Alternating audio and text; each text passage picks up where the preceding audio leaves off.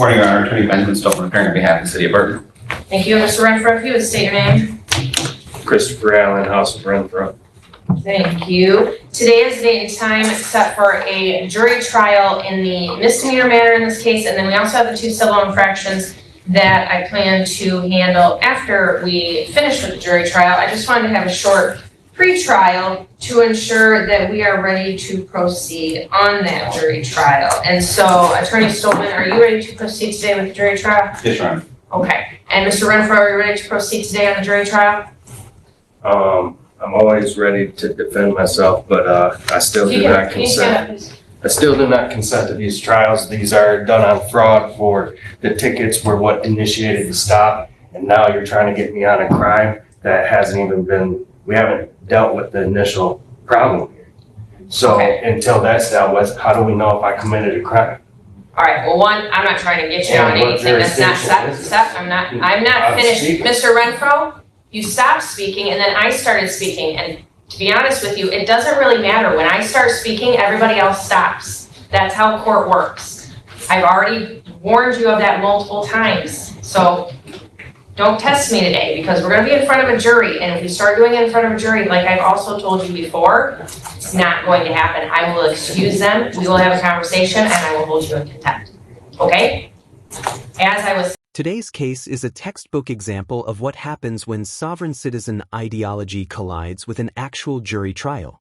We're in Michigan, where Christopher Allen Renfro, who identifies himself as the House of Renfro, is about to represent himself in a criminal jury trial, despite repeatedly rejecting the legitimacy of the very court he's standing in. This hearing is supposed to be routine, a short pretrial check to make sure both sides are ready.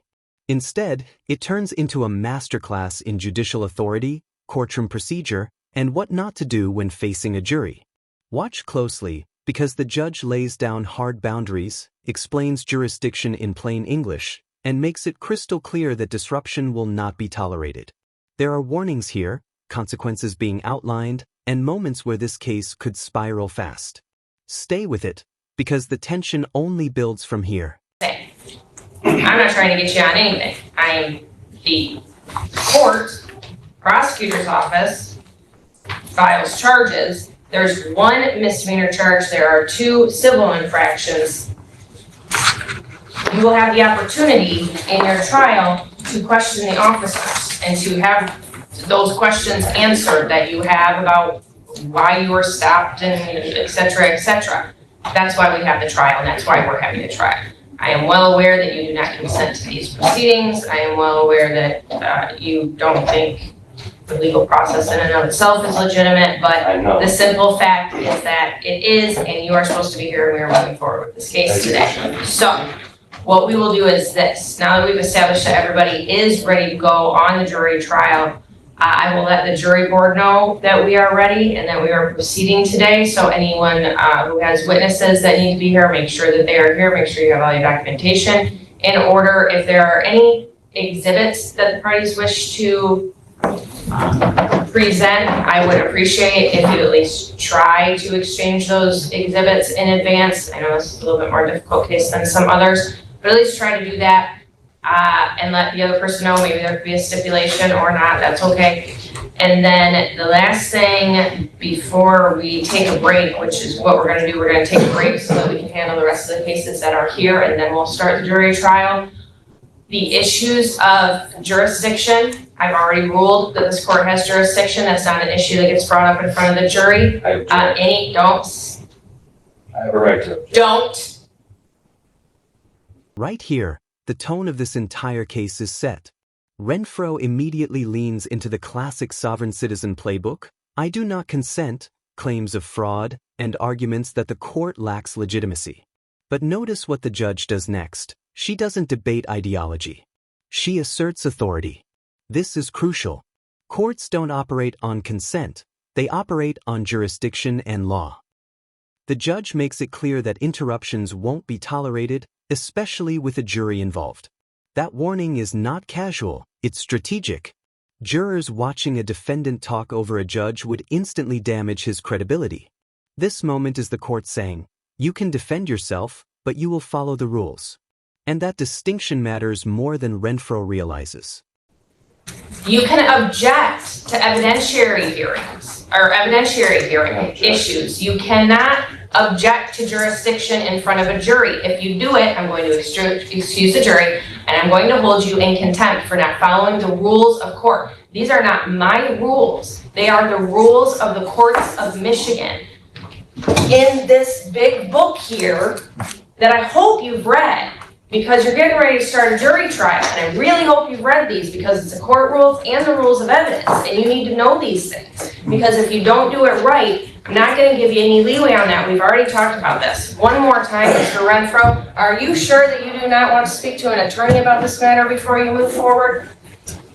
I'm sure. Actually, I do not have my discovery for the case. I haven't been able to go over the evidence. It has not been served to me.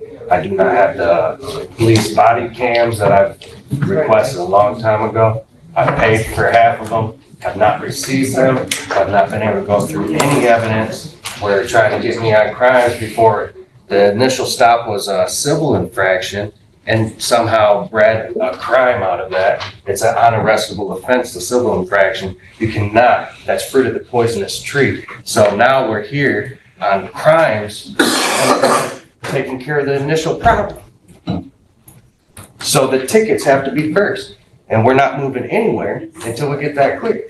And you're in improper jurisdiction, subject matter jurisdiction, and personal jurisdiction. And we're not gonna move nowhere until we get this taken care of. I demand this court to vacate these matters. I say vacate, you say dismiss. Vacate these matters immediately. Done? One, I've already said that I'm not going to vacate, and dismiss is the right word. This is one of the most important legal moments in the entire hearing. The judge draws a hard line between legal issues and jury issues. Jurisdiction is decided by the court, not debated in front of jurors. Because juries decide facts, not whether the court exists. Renfro repeatedly tries to blur this line, but the judge shuts it down cleanly and correctly. She even explains that raising jurisdiction in front of a jury will result in contempt. That's not intimidation, it's enforcement of court rules. Viewers should understand this clearly.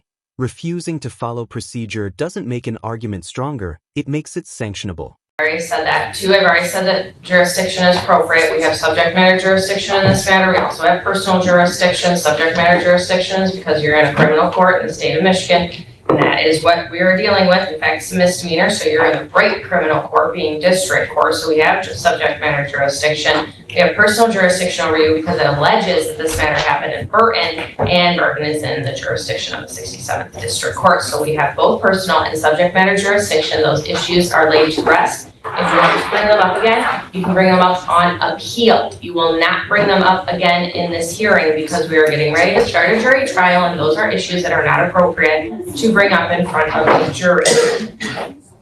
And as far as your issues of civil infractions leading to misdemeanors, happens all the time, and it is legitimate as established by our Supreme Court. So you can say that if you want to, but your argument is inaccurate. Once again, Mr. Renfro, your argument is inaccurate. You didn't answer my question.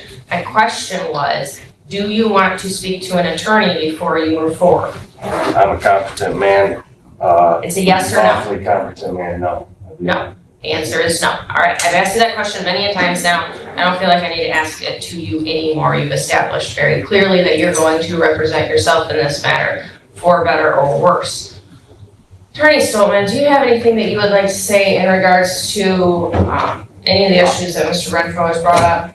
Judge, I know he has not made a demand for discovery or request for discovery. I'll give him another copy of the police report, which is the only thing he's asked my office for, another copy. I believe he has made a FOIA request to the city regarding documents. I don't know whether or not that request has been granted, but I don't believe the FOIA request was all. This is the moment where the judge gives Renfro every possible opportunity to protect himself, and he refuses. She explicitly warns him that she will give no leeway on rules of evidence or procedure. That's critical. Self-representation is a right, but it comes with serious risks. Courts are not allowed to coach defendants or save them from mistakes. When Renfro insists he's a competent man, he misunderstands competence versus legal training. The judge's repeated offer of counsel isn't weakness. It's the court ensuring the record shows he knowingly chose this path. For better or worse. Relevant to this case, I believe it was for more documents. And I believe, Mr. Renfro, you've stated that on the record previously, that the body cams or whatever those were, that you FOIA'd them. The prosecutor's office is required to turn over to you all of the evidence that they have and all the evidence that they plan to use, and they have done that. We've had discussions about discovery numerous times. We're not going to delay the trial any longer. So we're going to have this trial today. Okay. We have no exhibits that we're planning to introduce. We're just going to have the testimony of the officer and Mr. Renfro if he chooses. Okay. Are you trying to say something? Is the warrant in here? I don't see the warrant. Or the, This is the second time you've been given those documents. Do you have the warrant from last time? Or the other time that someone gave you that? I've asked this court numerous of times for the discovery. Here we see the legal buzzwords start flying. Fruit of the poisonous tree, civil infraction, subject matter jurisdiction. But using the right phrases doesn't mean they apply. The judge patiently dismantles these claims, explaining that civil infractions routinely lead to criminal charges and that Michigan law explicitly allows it. This isn't opinion, it's settled law. Renfro's real issue isn't missing discovery, it's misunderstanding how discovery works. FOIA requests are not criminal discovery, and refusing documents earlier only hurts him now. This is a cautionary moment for viewers. Misunderstanding procedure doesn't invalidate I it. have to have it to fight in the trial. I have to have the exhibits to be able to see what's going on or the moves that were made to get me in this position. So that Answer the warrant, question, Mr. Renfro. The question was last time when they delivered to you the discovery after you refused it, because you actually said you didn't want it because you were confused about how the court rules work. You got the discovery. Did you get the warrant in that discovery? It's not necessary, I didn't just so get you the know, but I'm gonna discovery. make sure that you have it. Do you have it or not? No. Okay, the answer is no. So here's what I'm going to do, unless there's an objection. I am going to provide the statements for probable cause as well as warrant and complaint copy out of the file. So Mr. Renfro has that. He doesn't have any complaints about not having it. Mr. Our Attorney Stolman, do you have any objection to that? No, no. Okay, all right, so we'll make a copy of that. Mr. Renfro?